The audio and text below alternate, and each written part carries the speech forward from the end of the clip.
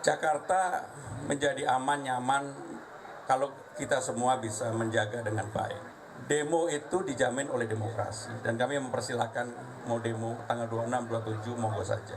Tetapi yang tidak boleh dilakukan adalah melakukan perusakan, melakukan anarkis dan kemudian melakukan tindakan-tindakan yang tidak baik.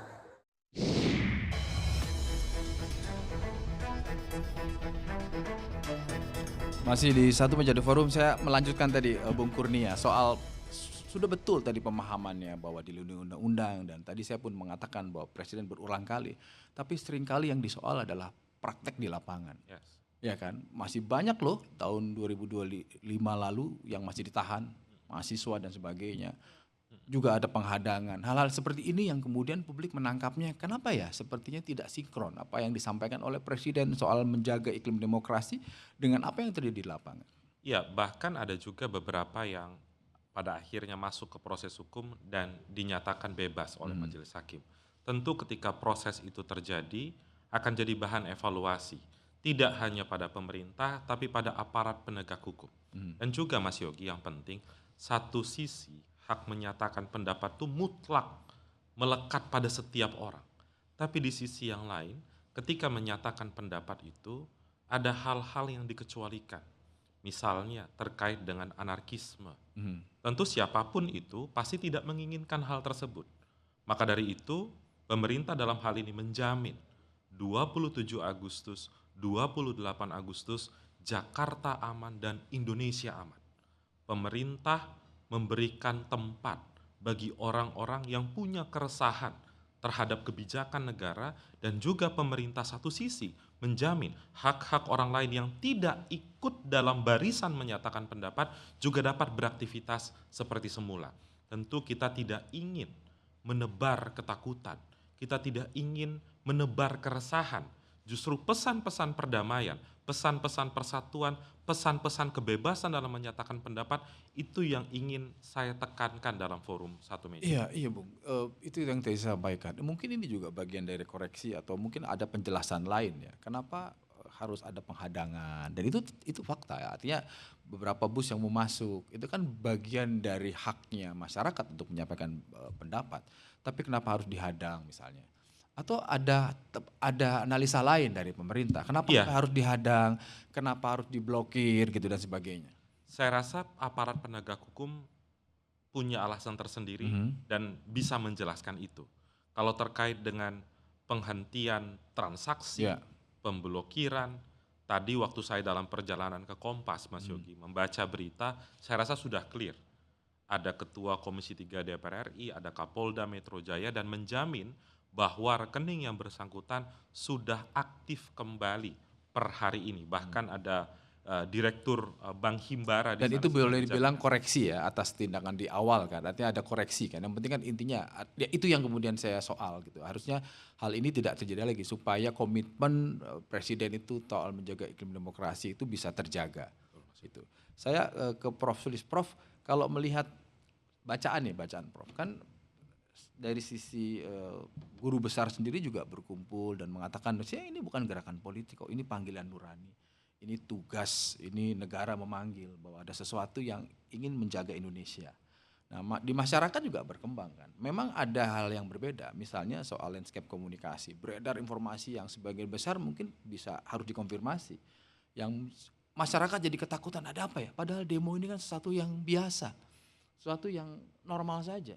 Satu tadi harus menjaga ketertiban, tetapi kenapa? Kira-kira ada akumulasi kah? Ada saluran yang tersumbat kah? Sehingga semuanya akhirnya berujung ke jalan. Ada beberapa juga yang memang melakukan digital social movement di sosmed. Atau memang ada situasi yang ini kebuntuan ini. Sampai akhirnya harus terakumulasi termasuk juga para guru besar. Ya, kan harusnya yang ditanyakan adalah mengapa mereka melakukan demo. Dan itu bukan di Jakarta saja, tetapi banyak sekali di kota-kota lain, di pulau-pulau lain ya. Itu yang mestinya dipertanyakan dan dijawab apa yang menjadi persoalan mereka, apa yang menjadi desakan mereka. Jangan sekedar memberi label, oh kalau ada demonstrasi itu pasti ada anarkisme, ada perusuh gitu kan. Bukankah begitu banyak orang ditangkap dan sebagiannya banyak juga 700-an orang di penjara dan kemudian itu dilepaskan setelah 5-6 bulan, artinya kan salah tangkap gitu kan. Nah itu kan yang mesti menjadi Koreksi dan self-criticism, koreksi gitu kan ya. Nah sebenarnya harus diingat juga di dalam sejarah Indonesia jelas bahwa Indonesia itu sejak tahun 1900-an awal, jauh dari kemerdekaan, sudah ada gerakan-gerakan sosial, gerakan perempuan, dan orang-orang muda. Lihatlah siapa yang mempersiapkan kemerdekaan Indonesia. Siapa yang memerdekakan Indonesia itu adalah orang muda. Dan siapa yang merawat? Merawat dalam arti selalu melakukan check and balances. Terutama ketika parlemen tidak melakukan tugasnya. Menjadikan dirinya berfungsi sebagai check and balances, itu diambil alih oleh gerakan masyarakat sipil, dalam hal ini adalah orang-orang muda. Dan kalau nggak ada gerakan itu, kita nggak membayangkan bahwa Indonesia mesti ada loh. Sejak dari 1900-an sampai abad 21 ini. Apa menurut Prof. Sulis yang harus dikerjakan? Apakah memang ini harus diinisiasi oleh negara? Misalnya contoh, supaya tidak mencampur adukan gerakan moral, niat baik tadi disampaikan oleh Bung Kurnia, pasti didengar lah, apalagi guru besar. Tapi kan juga tidak menutup kemungkinan ada juga pihak-pihak, namanya juga sebuah negara, ada pihak-pihak yang ingin mengganggu. Tujuannya tidak selaras dengan apa yang disampaikan oleh gerakan nurani yang disampaikan oleh Prof. Sulis. Dan mestinya kalau misalnya ada yang tertangkap, siapa yang membakar halte bus dan apa, nyatakan kepada publik siapa mereka gitu. Jangan semuanya dilabelkan kepada para mahasiswa, dan itu adalah anak-anak saya siapapun mereka. Dan mereka itu diajari bagaimana untuk berpikir kritikal, skeptikal, karena Bung Hatta mengatakan bahwa tugasmu lah universitas untuk menghasilkan manusia Indonesia yang berkarakter, yaitu yang mencintai kebenaran, yang berani mengatakan salah apabila ada hal-hal yang tidak benar, dan itu kami ajarkan di universitas. Prof, saya fokus ke yang informasi soal beredar 27, 28 Agustus ini, sampai kalimatnya adalah aksi Agustus, itu kan beredar luas tuh. Yeah. Kenapa ya agak berbeda nuansanya gitu? Artinya banyak ke saya misalnya masyarakat, saudara saya yang bertanya gimana, aman nggak? Aman nggak? Ya, untung tadi Bung Kurnia udah mengatakan aman gitu. Artinya udah muncul. Apa ya kira-kira yang membuat ini? Apakah ada akumulasi atau ada saluran kalau saya tanya yang tidak tersampaikan, yang saya tanyakan, tetapi agak berbeda ini nuansanya. Kami pun juga media bilang ini ada apa ya? Padahal kan demo ini berulang terus-terusan, tapi kali ini agak berbeda nuansanya.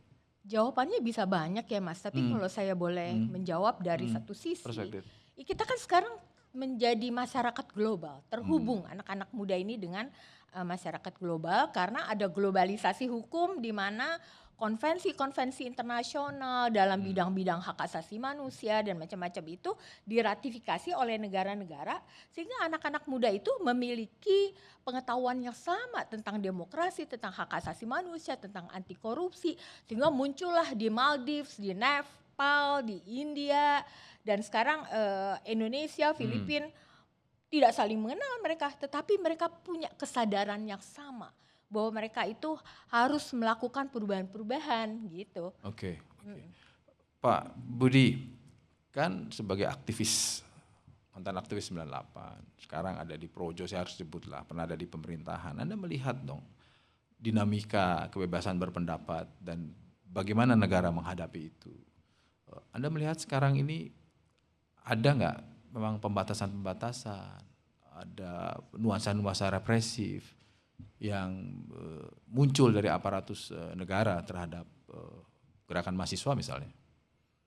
Begini, esensinya kebebasan pendapat itu terjadi. Apalagi di era kemajuan teknologi digital yang masif ini, informasi sudah sama sekali tidak bisa dibendung. Kecepatannya, dalam hal kecepatan. Karena yang muncul dari era digitalisasi ini kan kecepatan. Dulu menghubungi orang mungkin 1 menit, setengah jam baru nyambung. Sekarang dalam hitungan detik semua informasi bisa tersebar di seluruh dunia. Karena itulah demokrasi kita ini harus kita maknai sebagai demokrasi yang memperkuat. Karena apa?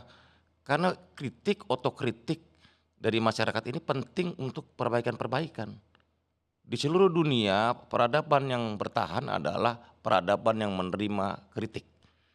dan lahir dari tradisi masyarakat yang sehat. Mas Dan Budi, rasional. saya mau pakai case Anda yang masih baru ini ya. Kan dalam konteks kebebasan berpendapat dan Anda mengatakan itu pernyataan saya pribadi, Ya. tujuannya mengingatkan.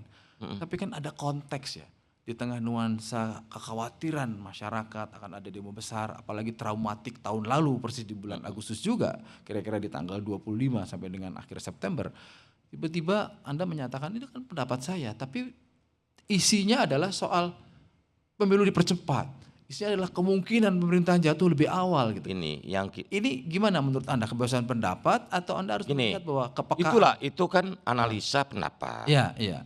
Yang menurut hemat kami tetap dalam konteks fondasinya adalah demokrasi dan konstitusi. Oh iya, itu pasti. Pemilu itu ya. konstitusional dan demokratis. Kan ini yang saya sayangkan kan orang yang masih ngomong jatuhkan, turunkan si A, si B, turunkan wapres, turunkan presiden. Ini kan bahasa-bahasa Konstitusi. non demokratis. Kalau mau ya, kalau kita sudah melakukan pemilu berkala, kita laksanakan pemilu itu secara berkala. Tetapi saya sudah sampaikan, insting saya kok kalau nggak di-manage dengan baik ini bisa lebih cepat, begitu loh. Karena itu ini kalau tidak di-manage dengan baik bisa harus lebih cepat. menjadi perhatian bersama semua pihak untuk mengedepankan solusi. Tapi satu tadi yang saya bilang, kita harus jaga demokrasinya. Karena demokrasi ini kita perjuangan 28 tahun lalu ini nggak sembarangan loh. 98 itu kita perjuangan, yang kita bentuk, yang kita perjuangan adalah mewujudkan demokrasi di Indonesia. Jangan sampai demokrasi ini setback dengan cara-cara non demokratis. Makanya yang kita lawan apa sih? Totalitarisme, militerisme, iya kan? Kita harus mengembalikan tempatnya. Demokrasi ini harus menempatkan rakyat sebagai pihak yang berdaulat. Sebagai orang yang dari awal mendukung Prabowo Gibran, saya tahu persis kan, ada barisan terdepan di tengah pro kontra soal pencalonan Prabowo Gibran. Satu, yang kedua, Anda pernah ada di pemerintahan Prabowo juga, dan pasti juga di pemerintahan Pak Jokowi. Anda melihat pemerintahan Prabowo Gibran ini dalam konteks merespon kritik, merespon masukan dari masyarakat seperti apa? Menurut saya caranya sudah bagus, sudah lebih baik lah. Ada improve, ada perbaikan-perbaikan, termasuk juga pendapat masyarakat bisa didengar dan melakukan perbaikan. Misalnya contohnya. Lalu apa yang membuat ini, Anda berpendapat bahwa ini bisa lebih cepat loh? Ini faktor-faktor non konvensional. Apa misalnya Anda menemukan? Ya kondisi dan juga hal-hal lain yang membuat proses demokrasi itu mengalami hal-hal yang perlu dilakukan penyesuaian. Tetapi menurut hemat kami selama mesinnya adalah pemilu, tetap kita mengedepankan agenda demokrasi. Gitu loh. Tapi intinya saya cuma mengingatkan bahwa itu kan kemungkinan. Itu kemungkinan. Insting.